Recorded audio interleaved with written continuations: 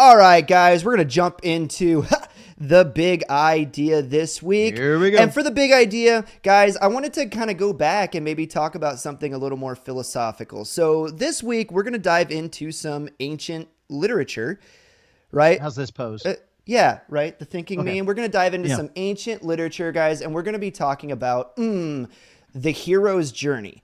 All right. Here So we go. if you study Western literature, there are those that would tell you that there's like 7 basic archetypes of stories, and all stories that have ever been written fictional will fit into these 7 archetypes. Not going to bore you by going through them. You can go out and look that up. But I thought that this was important for us to kind of maybe go through one, dissect it, be able to break it out. And I want to be able to answer the question of why these archetypes last so long. Like, why are they generational? How come every time a new generation comes along, they discover these and they get wrapped up in them? Why do they remain popular? How come we haven't come up with something new? And plus, dudes, I just kind of wanted to give you maybe something besides sports or hunting or fixing cars or whatever that you can talk to the ladies about, because the girls, hey, they like guys that are interesting, and I'm trying to help you boys out, you know what I'm saying? So I wanted to start off with the hero's journey, and this might be the oldest and the most enduring of the 7 basic archetypes of stories, and it goes all the way back. I think the oldest example that we have of the hero's journey might be the Odyssey. Homer's The Odyssey back in ancient Greek literature. You see it represented again in Roman literature under the Iliad. Come very, very modern, like fast forward all the way to like the 1940s. You have J.R.R. Tolkien, C.S. Lewis are writing heroes' journeys into their literature. 1970s, what might actually be, for anybody that's ever seen a movie, the most enduring example of the hero's journey would probably be Star Wars, right? Luke Skywalker.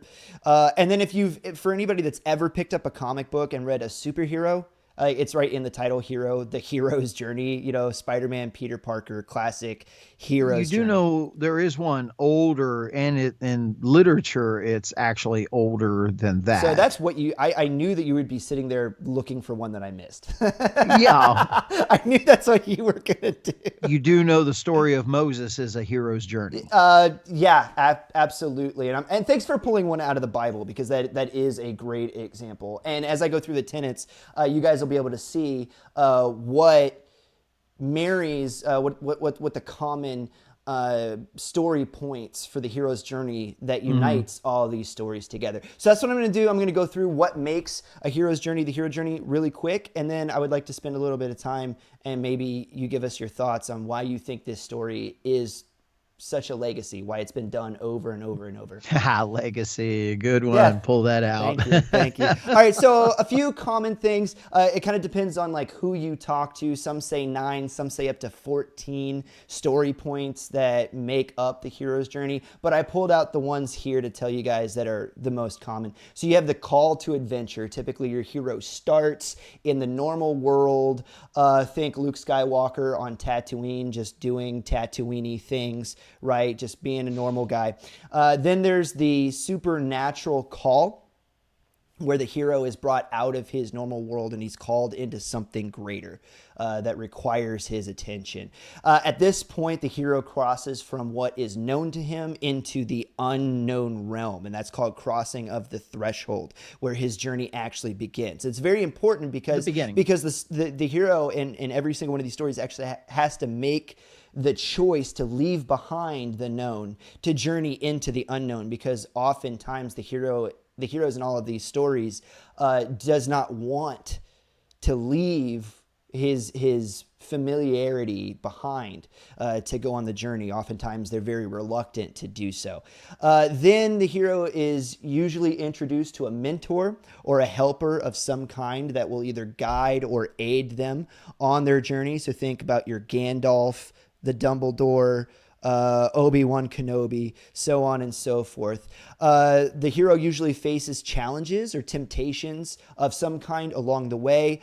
and almost always will fail a certain Successes and failures, right. and but the failures have to be great. Yes, exactly. And there's a reason that the failure, at least one of the failures, is always great because there is always a revelation that the hero has to go through that will cause a death and a rebirth of some kind. And that death and rebirth is evidenced by the hero putting away who they used to be and then taking on the mantle of right become the one Neo that you were born Rise to up, be, and they have to rise up and rise up, so and there's become right. So there's the that death and hero. that rebirth. Then the hero will go through their transformation phase. There is an atonement that has to happen, and that atonement is the defeating of the great evil or the final temptation or the final challenge that the hero. No, that's the final There's challenge. An atonement means that they have to be reconciled for their the failure. failure. Okay, thank you, thank you. That's reconciliation of the failure. Then Achievement. comes the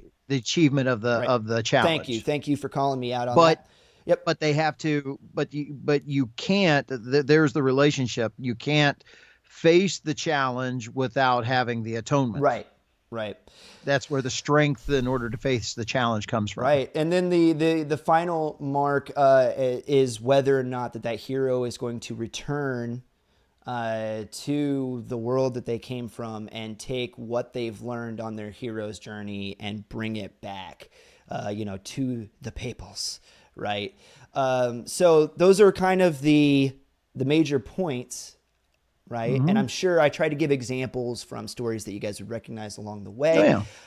Why do you think that this story, and I've rattled off like several movies and books along the way, right? Mm-hmm. Why is this story so enduring? Why Well, it's almost like we're designed to like it at this point, yes, you know? yes. Two stories out of Christendom that belong here. Number one I mentioned was Moses. Right.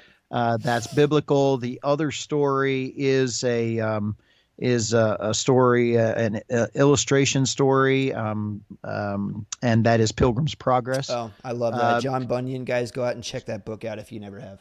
and here is the reason why. They're all the story of life.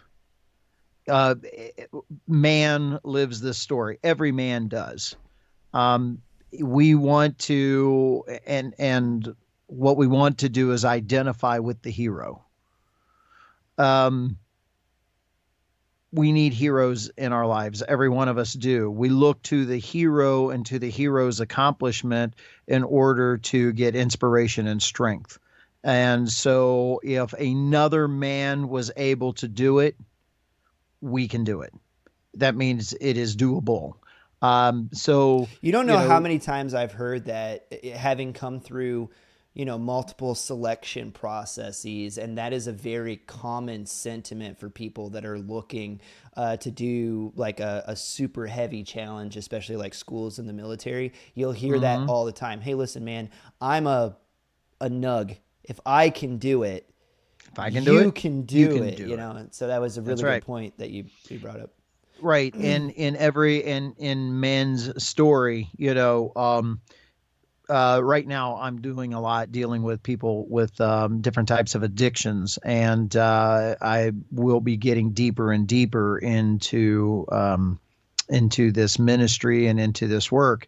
And there's one thing that each one looks at. They look at a life that has been changed, that has been able to overcome the addiction, and when the other ones that are fighting their demons, and they need to have their atonement and so forth, and their hands are shaking, and they're going through the cold sweats, and there's that other guy that's standing beside them, and it's like, I know right where you Yeah, were. I've been I've there, done it too. and I've done it too. Yeah. Look at me. I've come out on the other side. Hold on, you've got the guts. Do it.